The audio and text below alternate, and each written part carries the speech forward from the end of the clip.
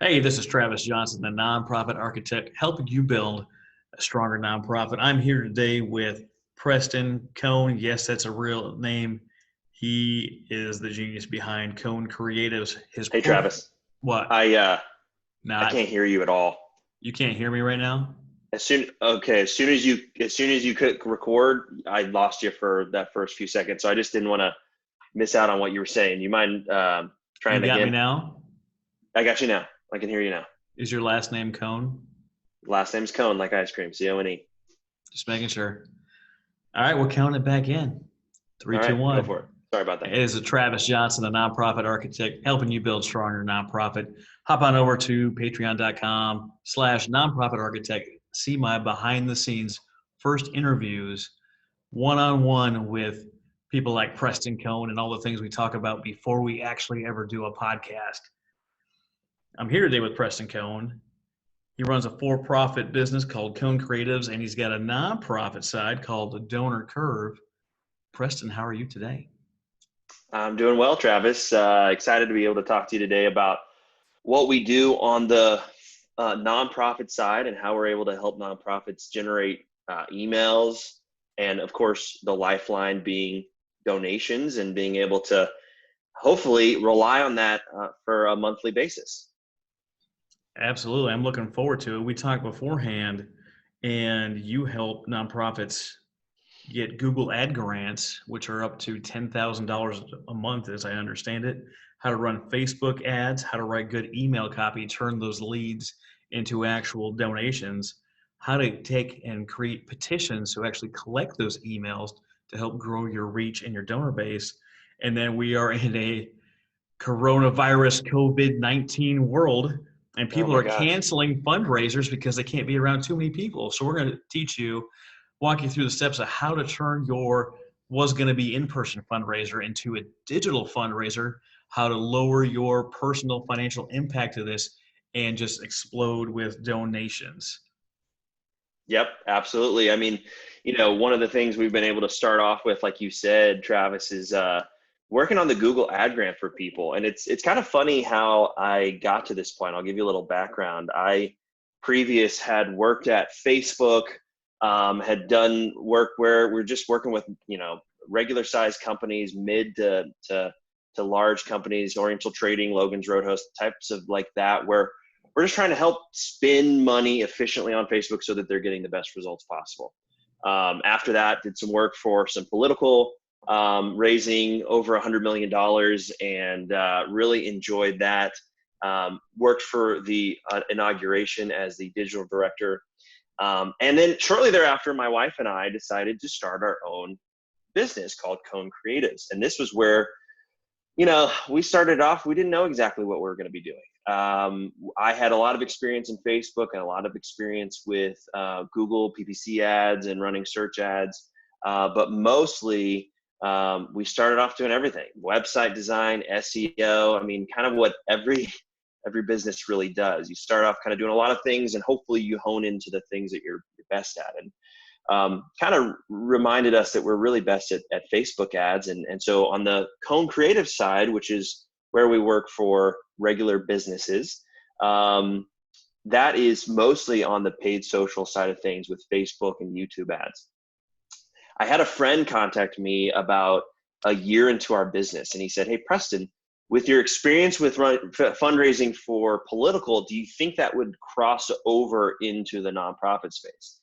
And honestly, I wasn't sure how that could look. I didn't know exactly if we had a lot of success on Facebook or if we should use Google. And so I started just doing some research. And he had a big donor who wanted to support a specific cause by a certain deadline. And so they gave us, I think it was about $40,000 to spend on Facebook ads, which some people might say, "Hey, well, that's a lot of money." And it is a lot of money.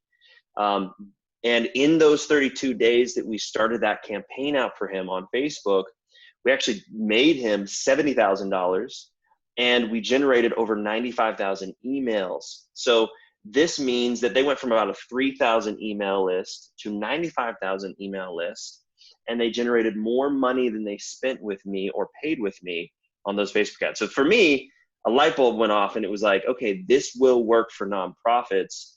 Let me see if I can find out more information about it. And that's where I found out, hey, there's a lot of other things. People want to give you free money if you're a nonprofit, which is something that I'm not used to on the paid side. And they want to do things like the Google Ad Grant. And so that's where we've had the most success, Google Ad Grant and Facebook ads. That's really cool. And did I hear you right? Did I hear you say that you were able to raise $100 million? Correct. Yeah. So the team that I worked on for the political campaigns that I worked on, were able to raise over 100 million. It was actually over 150 million. We created all the merchandise, the landing pages, the advertisements, pretty much everything that was digital: Facebook ads, banner ads, YouTube buyouts, Snapchat ads, everything that you saw, Twitter, even emails and everything else. So our team was directly responsible for creating that fundraising. Correct. I think nonprofits that are listening to this right now, and my target audience is IDEA, through about 5 years of operation. You say throw out around numbers like $100 million, they would have no idea what to do with that much money. They would have no idea, unless they work with me and we get a plan together and figure out how exactly we would employ that money. But that is Exactly. just nuts that through Yeah. Facebook you were able to generate that much in funds.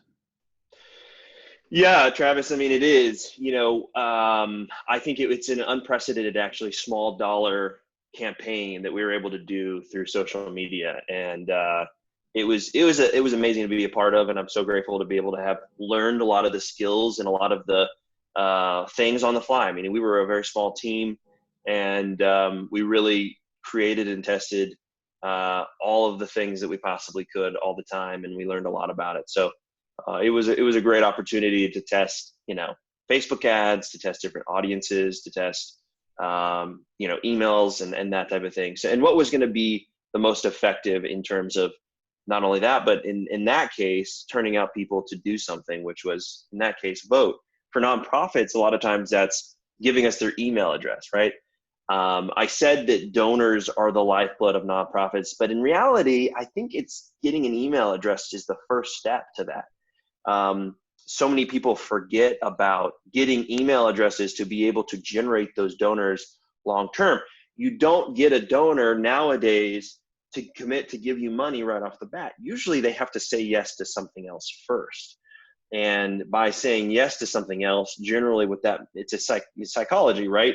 If they say yes to, hey, I believe and support this cause, let me sign a petition, or for example, or let me give you my email address because I'm interested in that cause so I can stay informed. The next request is, hey, for less than $1, would you mind, or for less than a cost for a Coke, would you mind giving us $1 or $2 and helping our mission continue to achieve success, right? And we'll talk about the petition. We can jump into that now or a little bit later, but how that structure works for people, it's a relatively simple process, but when they say yes that first time, it's kind of like using that right lure, right? I mean, if you throw out a lure into the ocean, if you got the wrong lure, you're going to just get whatever, right? You want to target the specific fish you're going after. And those are people interested in your cause. And that's what we do with the advertisements, the Facebook ads, the petitions, and things that we run, as well as the Google Ad Grants, which is really cool because that's when the fish is actually seeking you out. It's a little bit different story. So I think we should kick it off with the Google Ad Grant. I don't know if people are aware that this is a thing specifically for nonprofits, and you get up to $10,000 a month to spend on ads. So how would someone apply for the Google Ad Grant? What kind of things would they have to do? Yeah. And then how best could they employ, once they say, yes, you've got it, how can they best use that $10,000 a month? Great question. So, it's not really a super difficult process to apply and get that ad grant if you are eligible and if you can meet the requirements that Google has for you. The difficult process it's confusing for people who aren't used to the way ad accounts and the way Facebook ads and Google ads are run. It's very easy for them to get distracted and confused by an ad account number and other things. So let me kind of break it down for you here. It's probably going to be still difficult to follow along just because you got to actually do this step by step. But my guess would be You're going to If have you a convert, PDF, right? That helps them walk them through this. 100%. So we have a PDF. We also have some videos that we can kind of link to as well that might be helpful in terms of you can see what's happening while I do it. But in this case, let me just tell you kind of what it is, first of all. Mm-hmm. The Google Ad Grant is available to anyone. And how it's connected is if you are a 501c3 organization, you can apply for Google for Nonprofits. And it's an account that gives you a lot of different things.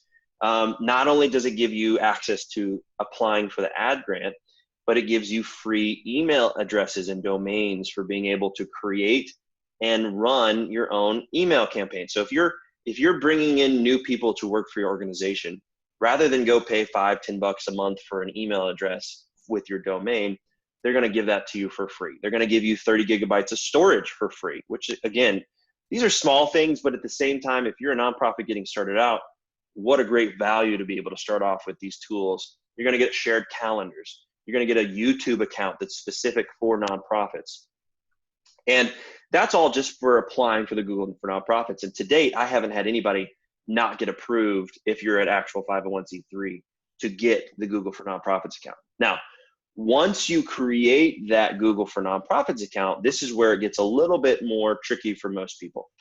They think, oh, I've got the Google for Nonprofits account. I'm approved for the Google Ad Grant. It's not the case.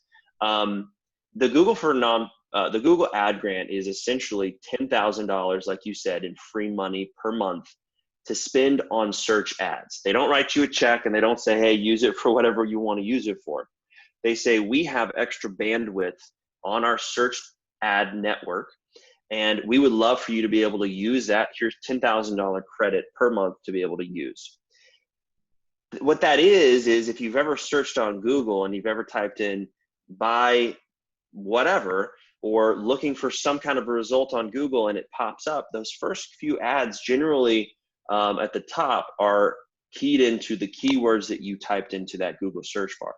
So it's the same thing with nonprofits, right? If somebody's searching for how to give away their clothes, for example, to a nonprofit that takes clothes and gives them to the homeless, you want to be the top result. You want to be a result that pops up very quickly towards the top, so that when someone sees that, they click on you, they say, hey, here's my clothes, right? Take that. Or another example would be donations, right? So we work with some folks that are in Haiti.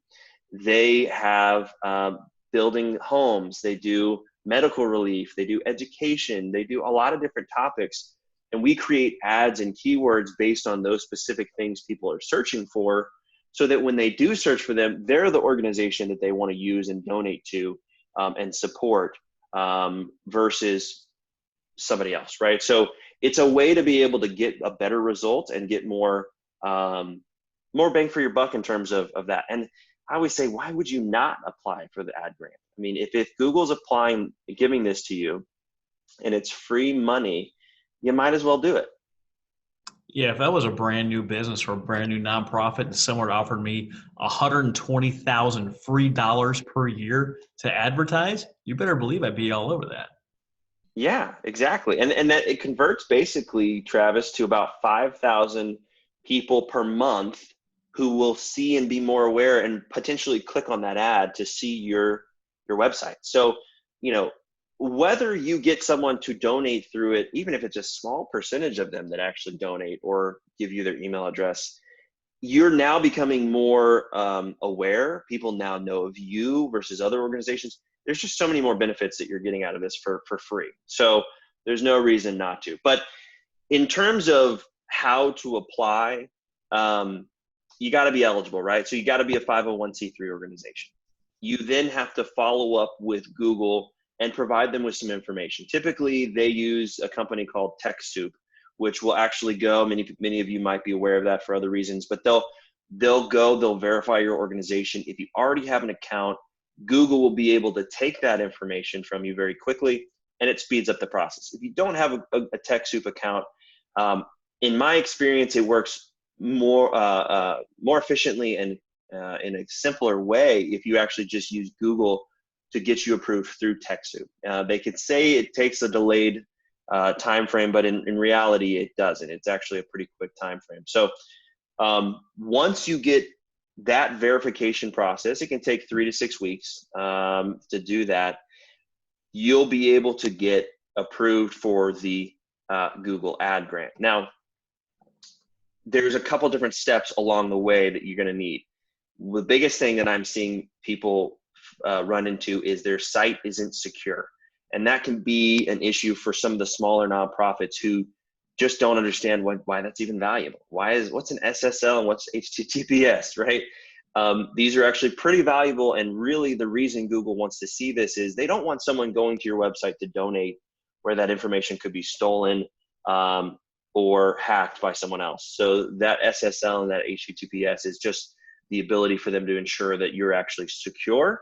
And if you have a good web developer on staff or you've hired, it should not be very difficult for them to get you the SSL certificate and get that installed on your hosting. It's not rocket science. If you don't, it can be a difficult process just in terms of how you're going through that. I remember working with a couple of nonprofits going, what is SSL? And then next thing you know, they don't have access to their hosting platform, and because somebody volunteered, and it's just can be a mess. Someone donated the site and there wasn't a follow-on agreement or what it might look like after that, and then somehow along the way the nonprofit is then scared or fearful to then go reach out to that person, someone that donated a specific money for it, for more money, for follow-up.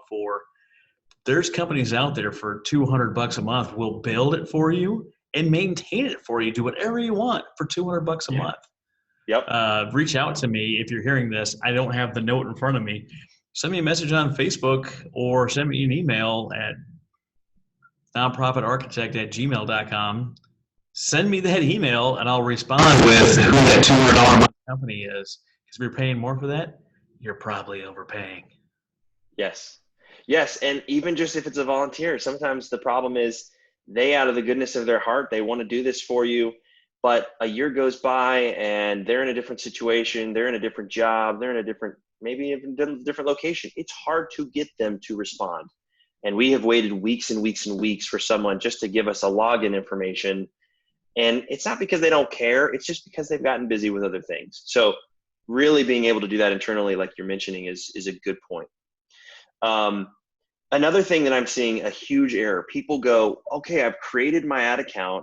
I've submitted my pre-qualification to Google, but it's not letting me run ads. Why? Well, you got to wait for all of the approval process to go through. They will let you know. You will have to create ad campaigns. You will have to do this. They may very well notify you and say, hey, put your credit card information in to get started, because it's a normal account. Until they approve it, it's a normal account. And when you do that, you're completely voiding everything that you've done for the registration process. It happens all the time. People go, oh, I think I did it right. Everything's good, but I guess they won't maybe put my credit card in just so they can verify who I am. No. If you do that, they will start charging you money. And if you spend $10,000 a month, you will be on the hook for that bill. Make sure that you do not enter any credit card information, completely avoiding that. There are a couple other things that you have to do when you're applying. You do have to submit a pre-qualification survey. You got to go through about 10 minutes of training so that they know that you're qualified to do this. You have to create your ad account, and by creating your ad account, you actually will take that ad account ID and you'll use that multiple times throughout the rest of the application process. So it's important that you put that in a safe spot, especially with people who are not used to going to these places. Save the URLs is another key tip that I've learned. Don't just assume you're going to know where to go later on. Save that URL, put it into a document, put the AdWords account into another document or the same document so that you can follow along and do that. And I know this is a lot of information, but once you get to that point, this is kind of the biggest hurdle that most people have. They build all this out. It's relatively simple. You follow the processes for Google. You fill out this stuff. It takes you a few hours over 3 to 6 weeks, which is just in and of itself difficult because it's such a time-consuming / disjointed type of application process. Well, they're not just going to give $10,000 a month to anyone. If you're lazy, if you're not following the process, why would they? Why would they waste their time and their free bandwidth and their free ad space to someone that's not going to put in the work? Correct. Yeah, and they do. It's there's some hurdles. I mean, they really make you follow up with the right documentation. You've got to, follow up and take these courses. You got to do a quiz. You got to prove that you know what you're doing. Because again, yeah, you're right. They don't want you to do something that you shouldn't be doing. And they also have to be able to verify the types of ads you're going to run are good and acceptable by Google. When I first created Google campaigns, I don't know, like 8 years ago, I didn't know how, I thought you could put any kind of words and any kind of keywords and symbols and things in it. No, immediately get disapproved. You get your account flagged, you get shut down. And so Google doesn't want that to happen to you. They do have certain requirements that you have to meet, click-through rate, another thing. I don't want to get into the weeds on some of those that are kind of difficult for people to understand. But the important thing is when you get to this step and you're creating your first campaign, it's important that you do this in the right way. When you're looking for things to do and you don't know generally how to create this campaign, start off with keywords that make sense to your organization, right? It's actually a good tip is to go to your website and look at the tabs that you have on your site. And generally you can go and build out a campaign and an ad and keywords based on those pages. So if, like for the example I gave earlier with the Haiti organization, go to their website, you can see, hey, here's build a home, right? And on that page, there's a bunch of keywords, how to build a home, homes in Haiti, how much it costs, all these different keywords that you can use to kind of build out that campaign for you. You don't have to think from scratch. You should be starting with the website. In fact, Google will look at those things that are on your website and on those landing pages to determine, does it match with the ads and the keywords that they're running over here? They want to ensure that the content that someone gets when they click on an ad and they go to that landing page is the same. They don't want people to be misled by that advertisement where they're going to a page that doesn't make sense. So, for an example of that Haiti organization, we have one ad here that I can show you and include in that document, but it says, build a family in Haiti a home. Less than 8% have electricity. Now you're talking about the need very quickly. You're talking about what you want them to do, which is help build a home. And that's just in that headline. So very quickly, they know what's going on. In the ad itself, it says all donations go to the people of Haiti for housing, electricity, clean water, safety. Our goal is to provide peace, the love of God, and a helping hand to those in need. It gives you the information, it reassures you, it tells you what it's going to be used for. You know that the money's going to a good cause, and you can click through and feel pretty confident about that. And then the landing page that follows is very similar. Yeah, so nonprofits out there, you can go get some of this stuff from your mission statement or your vision. You Yes. know what you're wanting to do. You had to get those phrases qualified for your 501c3. You have to be creating programs or offer products that align with that mission, vision, and goals. And you already have them written on there. You can just copy and paste. You model what you're doing from your pre-written out and approved statements to put on those ads. That's 100% right. I mean, there's no reason to start off too creative. Start with what you know, start with what's there. You've already spent the time and the money on it. That's a much more efficient way. And Google, like I said, they're looking for that content anyways. So it validates what you're already doing. So in terms of the Google Ad Grant, I mean, that it's a lot of information. It is a little bit overwhelming for most people, but that is generally what you do, how you apply, and how you get started. If you're looking to take it to the next level, right? You've created those campaigns.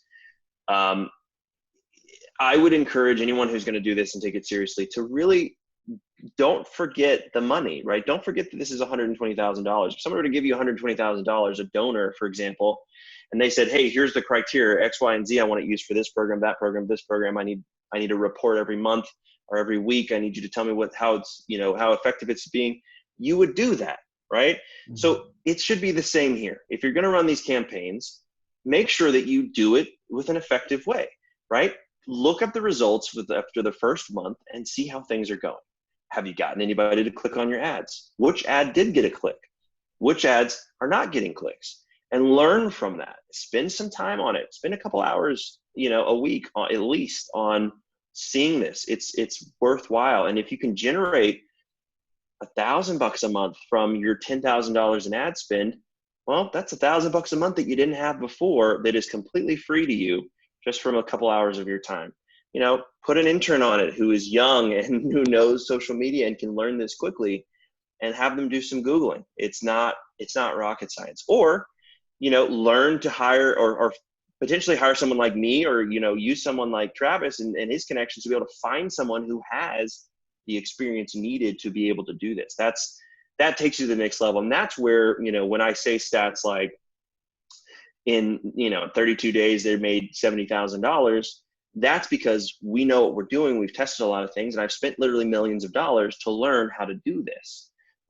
You can do it yourself, and you can hopefully get some great results. And then at some point, hopefully that shows you that it's working, and you take it a little bit more seriously down the road.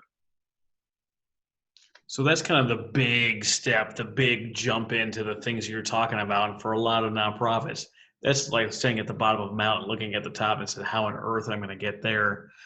Don't worry, folks. We've got something much easier, much more succinct, much more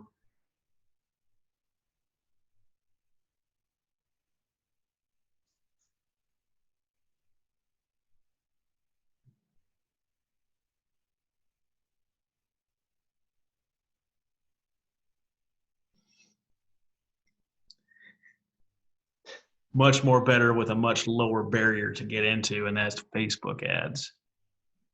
Yes. And Travis, also, I know it is difficult and maybe difficult to follow along if you're following along on audio.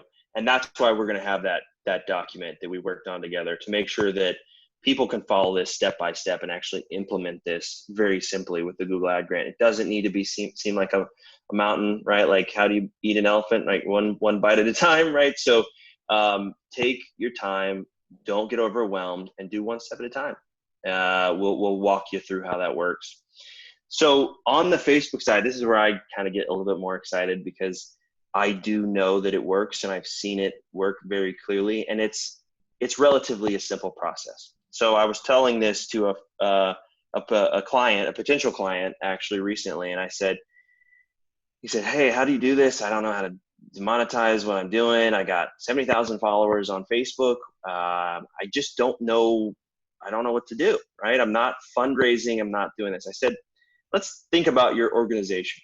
And it's a nonprofit that helps police officers who have fallen in the line of duty, who have been in accidents, who have, helps the families when they've had to deal with deaths and other things. And so it's a great organization. Pretty much everyone would want to support or would be interested in supporting an organization like this. And so I said, what would be something that we could come up with together that would get a lot of mass appeal and interest into supporting your organization? He said, well, now that you mentioned that, I have been looking at some of these cases where people who have actually attacked and killed police officers are being let out at certain periods of times due to certain circumstances and things. He said, it'd be interesting to see if we could run a petition where people could sign and support, so that we could maybe potentially change the way the laws even work, to say that if you do something like this, you should probably not be let out. You should probably be forced to live in some sort of, jail or confinement of some type to be able to make sure that you're not doing that again, or potentially, based on the circumstances, have some sort of follow-up, right? So he was able to create a petition, and just by posting it to his Facebook group, he generated over 400 email addresses within 24 hours. He then shared that to other Facebook pages and was able to generate more email addresses. And so, without even spending a dime of his money in terms of running Facebook ads, which is what we focus on, he was able to generate email addresses for free, essentially, just his time that he put into creating the video and creating the landing page for that petition. So I know we've seen petitions. If you float around the online space, you run into petitions. How do you actually create a petition?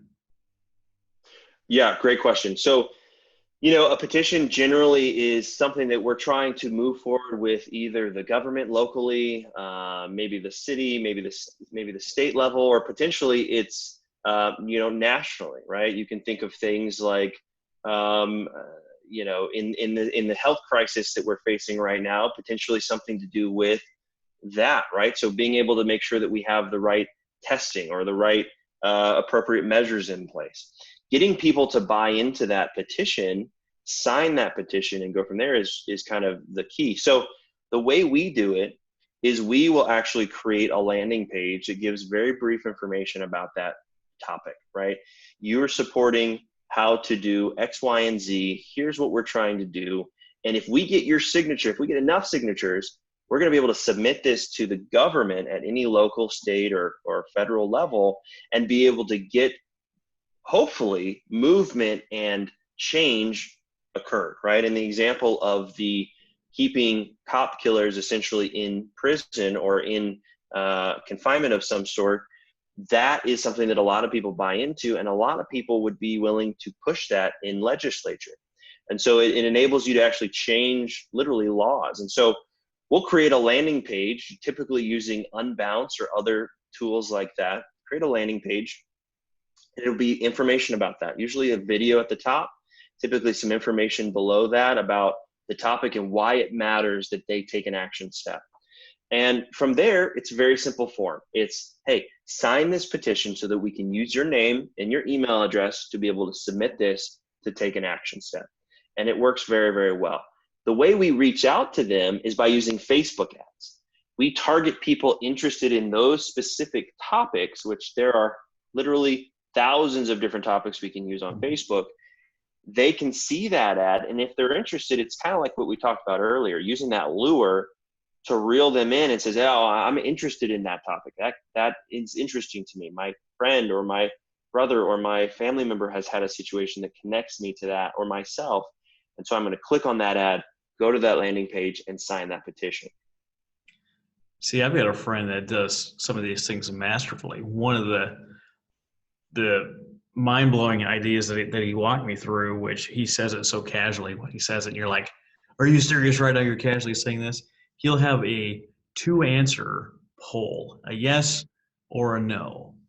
And you have to have had an email. You give your email in order to answer this thing, right?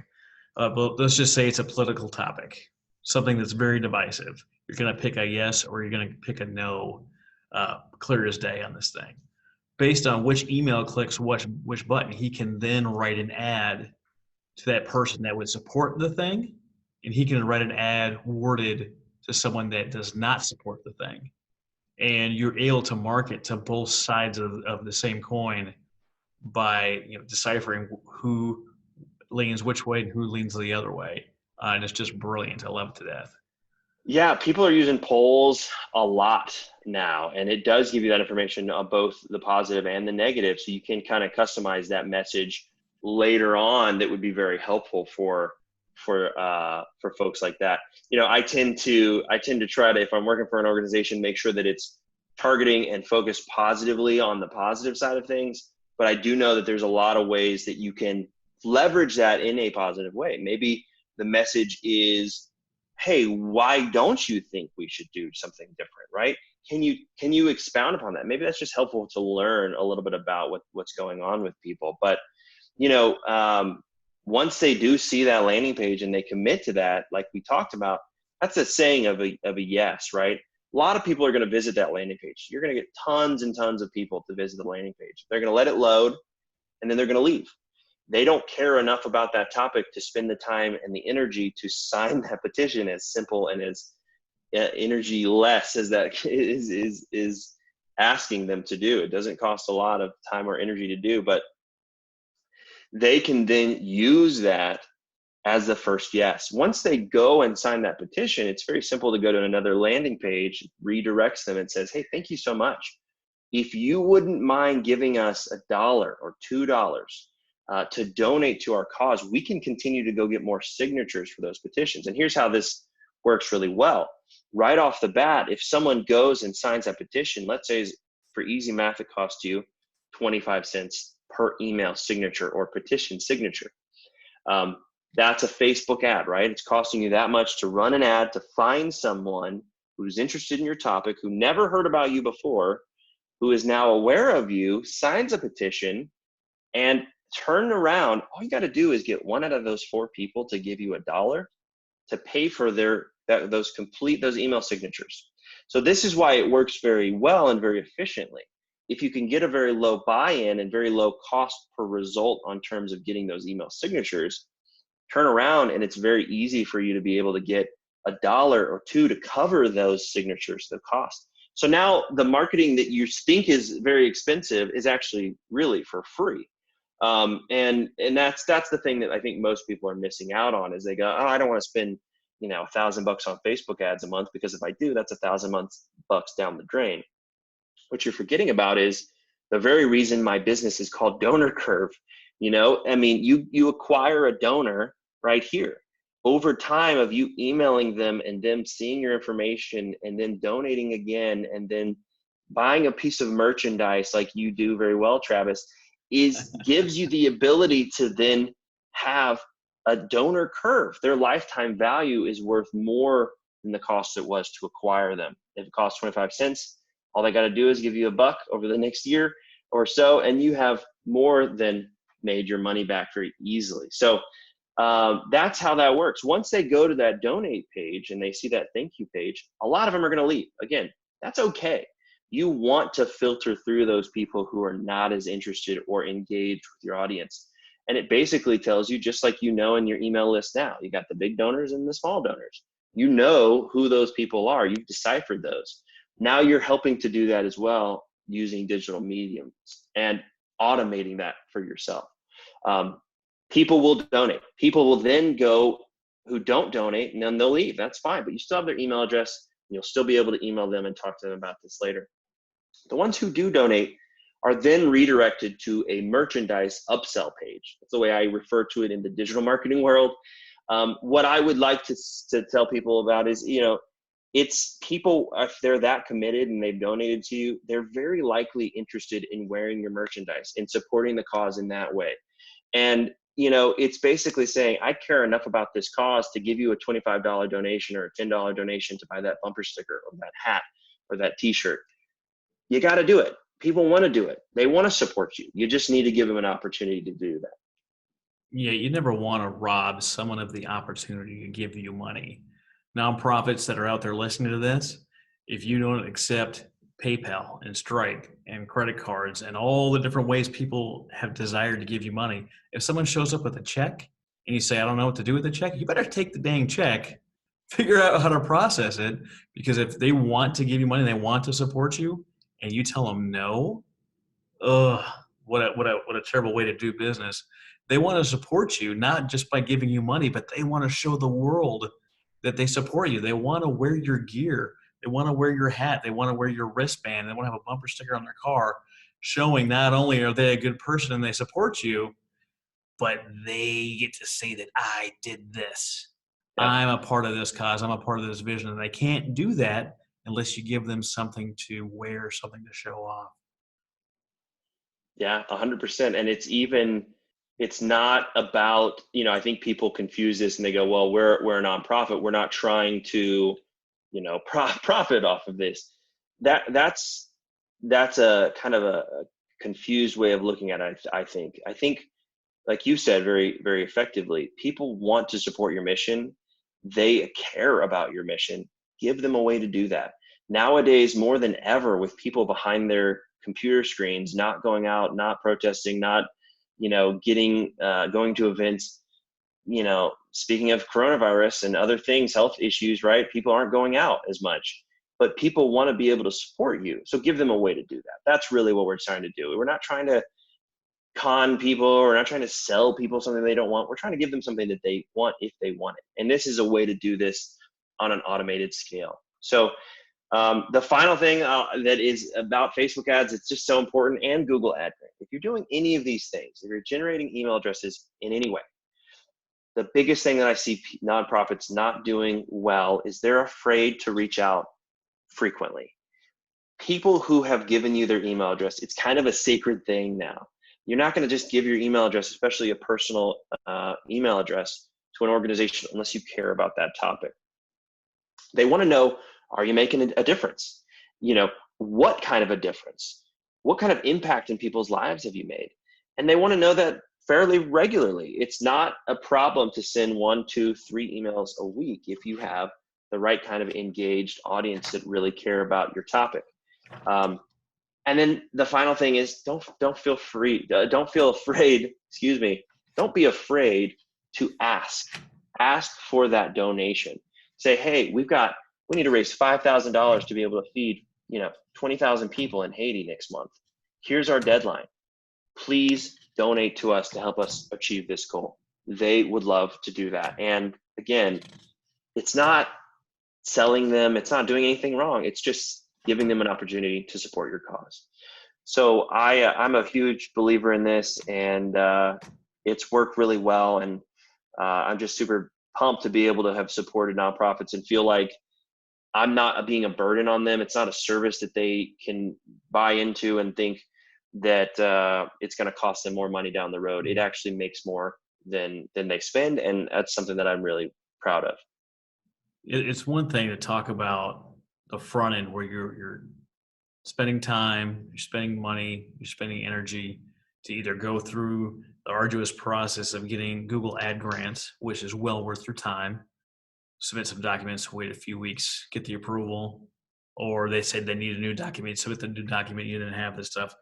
Getting and acquiring them is one thing. Keeping them is a whole other thing. I think something like 75% of all donors never donate more than once. If you have their email and you have that first touch point, you know that they're interested. Whatever it is that you do, you have found someone that cares about the thing that you care about, the thing that you're Mm. trying to make an impact on. You have to, without a doubt, send them a video. Get in front of the Zoom, get in front of the Facebook Live, hit record on your phone, your laptop, or your tablet, and say thank you. With your donation, I am able to turn this money into this program for these people. When I came across these people, they look like this. Through my program, now they look amazing. Show photos, show testimonials. Get someone like Will Trapp at Gradavid to create these donor relation videos for you that you can throw in email and show people the impact they're having. I gave $5 to someone I don't know on a random Facebook ad. Fantastic. How is my $5 impacting the cause that I care about?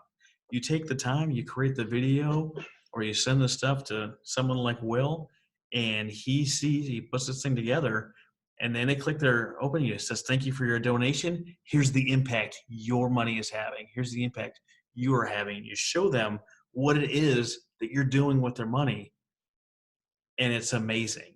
You get to keep people on as donors year after year, month after month, week after week, because you are doing the good thing that you care about that you can't do with your own money. You need a pool of money. You need many donors, and you need to keep them because together you're stronger, and together you get to go make a difference and make an impact. Yeah, precisely. I mean, big donors are awesome. We love big donors. That's fantastic. But at the end of the day, being able to know that you have a group of motivated, mobile, active people who care about you and your organization and what you're doing, I mean, I'd take that over a couple of big donors any day. And being able to have them to say, hey, tomorrow we're doing an event downtown. We need you to show up, or we need you to share this online to make a bigger impact. Guess what? They're going to do it, and they care about that, and you just need to tell them. So you're 100% correct, Travis. I mean, there's so many people out there who want to support nonprofits and want to do good work for them. And, we found Facebook Live videos do really work well. People want to hear directly from the source, telling them how it's making an impact and what they're doing. So, we've loved being able to make this pivot into working with nonprofits. And again, it's just fulfilling to be able to feel like we're making a difference while the nonprofit is making it. It's kind of coming alongside and being able to help them do more and spread their voice a little bit greater. So you kind of touched on it. You mentioned that, hey, we're having this fundraiser this weekend. You should show up. But we're also in a COVID-19 world. So how do you have these fundraisers and these events and showing the people what it is they're doing and having an impact without having people leave their homes? Also, fun fact, this is a benefit for introverts out there that are going to show up anyway. You can now catch them online. So how do we do that, Preston? Yeah, great question. It's funny because I'm in these nonprofit groups on Facebook, and people are talking about how they're not sure how they're going to be able to make the money, their donations and their goals this year because their events getting canceled. With across the country, schools closing down and all sorts of things. And this is just an example for now. We don't know what could be happening in a month or 2 months or 3 months from now. That's why the nonprofits that we work with, we actually help to make sure that they are doing this online as well. So you can do this very easily. It doesn't have to be done by someone like me to do it for you. You can go and you can create a Facebook event page. Very simple to do. Go to Facebook, log in. You'll be able to go to the create section and create that Facebook event page. Once you've created that Facebook event page, you can use the same details you would have used on your email invite or your personal invite to be able to invite them to that Facebook page. Put the same information in. Use Canva or something to design a very clear and direct hero image or header for that Facebook event. Very simple. Use the information that makes the most sense. You can invite them via an email address. So all of the people that you would have invited to your personal event, you can now, if you're having to cancel for some reason, you can now invite them with an email and link them to that Facebook page, that event page, where they can register. Not only can they register, so you can confirm that they're going to go, you can also get them to then share that with other folks. They're going to be able to now amplify your voice and your message even further. And so from there, when you do your live event, don't cancel your speaker, but just understand that if you do have to cancel your in-person event, you're saving tens of thousands of dollars, likely maybe more, on the fact that you're creating these events. I know nonprofits who spend $50,000 to $100,000 on their events, knowing that they're going to be making $1 million or $2 million back because of that event, and it's worthwhile to them. If you were to take just a fraction of that money and put it into creating this Facebook event, keeping your speaker and having them do it remotely using Facebook Live, sharing that link to your Facebook page and then sharing that to the event page, you're going to have a greater impact right off the bat.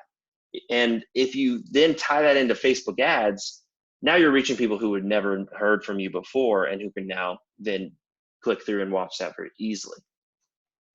Can you imagine the level of speaker upgrade you could get if all of a sudden you didn't have to pay for a venue and food? I was going to pay this speaker $5,000, $7,000, $15,000. I can now afford a $30,000 speaker.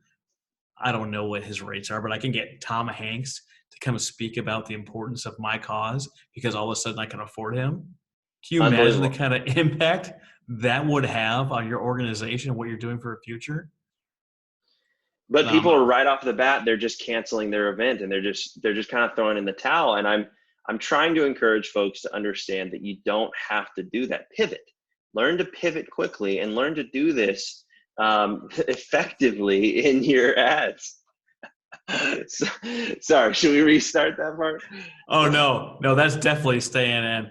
For those of you who don't know, as soon as he said pivot, I pictured Ross and Chandler trying to get the sofa down through the apartment. Pivot, pivot!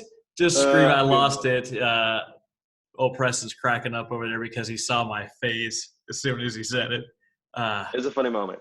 it It was a was. good It's moment. good. I love that moment. But if Pivot. you can just use a donate page, use a URL that has information about your topic and what your goals are for that year, what you would have normally been fundraising for. And then every few minutes on that call before the speaker gets on, while you're live with folks, go ahead and mention that link and say, hey, click below, go take a look at what we're doing, sign up to get more information just to be updated on what we're doing. That way you're getting email addresses, which is, again, hugely valuable. And then they'll also give you a few dollars, right? So if you're reaching tens of thousands of people, potentially more than that 300 or 400 people that we're going to be at the end of the event, you're making a bigger impact, you have a greater audience, and you're getting more donations. People are going, hey, sponsors are going to cancel. No, they're not going to cancel because they're going to get more views. They're going to get more people they're going to see and be interested in them because of what they're doing. So to me, it's been a win-win. For those of you who don't know that are feeling kind of leery about this right now, Facebook fundraisers since their inception in 2015 have raised more than $2 billion. So, and 1 billion of those were birthday fundraisers. It's my birthday, donate to this cause, which you should have your friends on their birthday donate to your cause. Just saying. But $2 billion in the last 5 years, Facebook has generated for nonprofits, people actually making a difference. So don't be scared or leery of using Facebook as a way to generate the funds that you need to help your stuff going. Can you imagine if you had a director or a a part-time volunteer that was able to do some of this stuff and just start ad campaigns or fundraiser campaigns for you on Exactly. Facebook? Get a piece of that $2 billion pie. Why not? Exactly. I mean, there's really no reason not to be able to take advantage of the tools that are available to us right now. Even if you feel like you need to use a different platform for some reason, there is Zoom. There are a lot of other conferencing tools that you can use to get it out there. I've heard one complaint that said, well, I only want to invite our big donors to this event. Okay, fine. You can use a private link. You can use a private meeting link, but still use the same model. Use the digital means, use a landing page or some sort to be able to get those donations and those the support right off the bat. Just don't forget, since it is digital, you do need to remind them of the link, and you do need to ask them to take that action from time to time, because people will be distracted. They'll be on Netflix, they'll be on Amazon, they'll be doing something else. So know that right off the bat, but just remind them, and you'll have a lot of success there as well. So we've done this for nonprofits. It's a good thing to do. Now, imagine that we're in the digital world, and if you have some world-class speaker like Tom Hanks, and you're doing a video conference, that you can record this thing and use it later. Might have to do some creative editing based on if they use numbers or they mention the date or something like that, or if you quote figures from whatever year that was. But if you have something like a flyer that you create on Canva that has your stats and your numbers and your figures, you can then just update the flyer for the next year. Or people that weren't able to attend for whatever reason, you could probably send them a link to that, including your donate page, to their email. Hey, I know you signed up. I know you were excited to be here. You weren't able to make it. I got you covered. Here's a link to the event. I still want you to catch the great, even if you don't give any money, I want you to see the amazing speaker, just so you know the kind of impact that your dollars are having and what successes we've had in the past year. Nothing's stopping you from doing that. Absolutely. Great content to be able to use on your website or in social posts later on. Fantastic idea as well. So, Preston, this is just a jam-packed, I don't know, about an hour worth of content. If people don't know what they just heard, they have to go back and listen again, take notes. We're going to have that free digital download, that PDF that's going to walk you through all this amazing stuff that Preston talked about today. Facebook ads, Google Ad Grant, 501c3 Google for nonprofits, and the tools that they have listed there. All this amazing stuff. Preston, how can people get a hold of you? What is the absolute best way you're going to respond to them? So the best way is just send me an email. Honestly, I'd be happy to answer any emails that I receive. Info at conecreatives.com is the email address that I'm using at this point. Donor Curve also has an email submission form. You're happy to look at our website, donorcurve.com, and see a little bit more about what we're doing there. But we'd love to be able to answer questions. I am a huge proponent of being able to provide value. If I can help you and you can do it on your own, I would rather do that, because I want you to be able to do it on your own and be successful. So it probably is confusing. There's probably some things in this video you're going to go, oh man, what did he even say? What Facebook ads? What? How do you create an ads manager? These are things that, like you said, Travis, we're going to have in that document, because it is confusing. It does feel like Latin or Greek or some other language that you're not familiar with. And because I've done this for a number of years, I have an understanding there. But if you just take it back, don't get confused. Don't don't try to dive in too deep. Do one thing at a time. Create a petition. Work on thinking about starting with the Google Ad Grant. Follow those steps one at a time. You will have success. Just take it in bite-sized chunks.